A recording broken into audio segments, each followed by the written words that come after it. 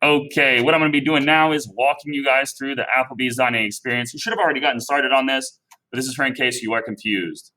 As you know, today we're doing a virtual field trip to Applebee's. You have $50 to spend, including tax and tip.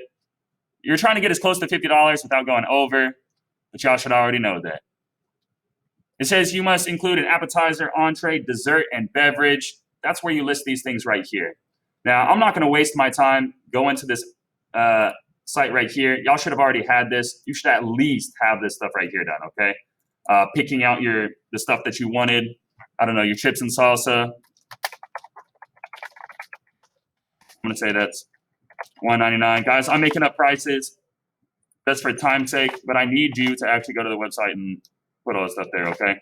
My entree is going to be chicken fajitas, and I'm going to say that those are $8.99. My dessert, I'm going to get a cookie for, I don't know, $5. And my beverage, I'm going to get an iced tea for $1.99. So once you have all your items listed, what you need to do is just add them up. So calculator. I'm going to have $1.99 plus $8.99 plus 5 plus $1.99.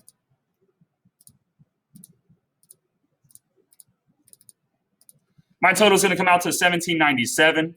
That's what I'm going to put for number one. Number one is your subtotal. It's your total before everything else. So I'm going to put $17.97. I'm going to go clear my calculator, and we're going to move on to the next one. The next one we have is sales tax. Now, it's only wanting sales tax. This is supposed to be taking you one step at a time, okay? So only read one problem at a time. In this problem, I see a percent sign, and I know automatically I need to be making a table. I see the percent sign, I know it's a percent proportion, so I'm going to make a table. It's beautiful. We're going to do part over whole. 100 right here. It's our best friend. We always have 100 when we're doing percents because percent literally means per 100. We're going to take this percent, put it on top because percent means per 100. Then we're going to be looking for this right here. This right here is our total. Our total is our entire meal so far. It's the whole thing, right? So we would put $17.97 right here. And then when we solve for this right here, it's going to end up being our tax. We solve for this by doing the same thing we do every single time. We've got three things. All we got to do is cross multiply, then divide. So let's do that. 17.97 times 8.25. But don't forget, you got to divide by 100. Now, this looks like a crazy decimal, and it probably freaks y'all out. You're probably like, I did something wrong. This isn't a normal number. Guys, it's okay. Sometimes we have decimals, right? Money only goes to the second decimal, okay? So we're going to take 148, and that's going to be our tax. 148. We rounded to this right here. Okay, 2 rounds down, so this 8 is going to be left alone. It's 148 is our tax. So I'm going to go back, and I'm going to put 148 as our tax. And I'm going to read the third question. It says the new total, including sales tax. Then it says add number 1 and number 2. And it doesn't mean just add 1 and 2 and get 3. It means take this answer and this answer right here and combine them. You're taking your total and now you're adding on the tax. It's the meal plus the tax. So it's $17.97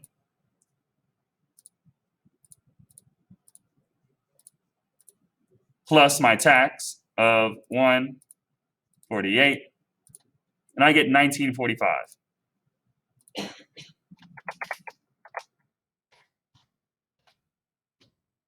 And we're good. Let's move on to number 4. Number 4 is asking for a tip of 10%. Now, you should see this percent sign and be thinking of something in particular, something that I just cleared out on this side right here. Anytime you see a percent for a tax, tip, or discount, you need to be drawing a table. So we're making another one. We're going to put our usual things in here, our part over our whole and our 100. But we now have a new percent to put on top of 100. Our new percent is 10. We also have a new total to use. Now, in question number 4, it says use the answer from number 3 to calculate the tip. So we're going to look at number 3. Our new total is 1945. And remember, the total is the entire thing. It's the whole thing, right? So we're going to put that down here. And when we cross multiply and divide, we will be solving for our tip. Now, we cross multiplied and divided to find our tax, and I think we should do the exact same thing to find our tip. So we're going to do 10 times 1945, then divide by 100. Let's check it out.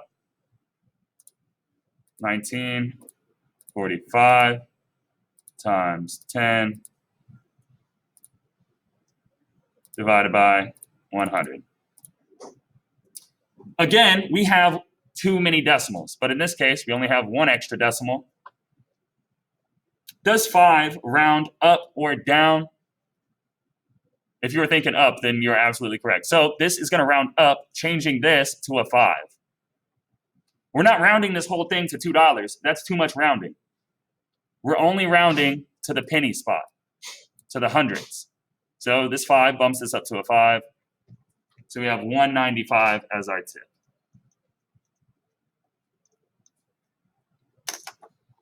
That's all it asks us in question number 4. All it wants is the tip. We don't need to be adding anything. That's for later on.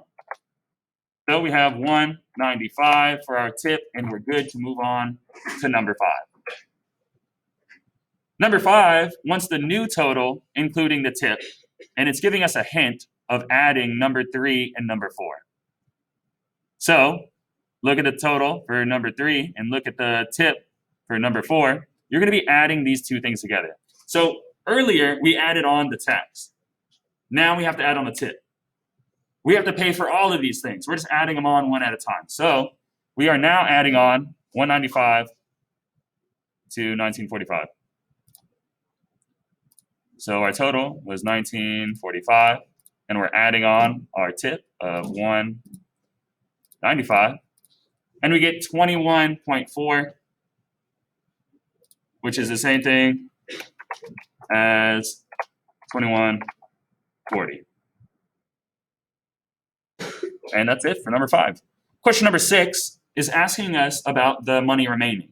Remember, we're buying things, right? We're buying all these things. We're paying with a $50 bill. I want some change back. You know what I mean? I'm not going to give them the 50 and say, keep the change. I'm not balling like that, not yet. So we have $50, and we need to take away what we're spending. We're removing that amount because it's going away. We're spending it, right? And we're spending $21.40, so it's 50 minus $21.40. This will give us our change. So we should be getting back $28.60. $28.60. Yep. Okay. That should have walked you through the entire thing. Remember, you're not going to have the same numbers as me. You should have actually gone to the website, got your items, and you'll have a different total. If you have a different total, you'll have a different sales tax and a different all of these, okay? Take your time. Do it one step at a time. If you need to, pause this video after each step and do it that way. Good luck. Make sure you get this done. It is a major grade.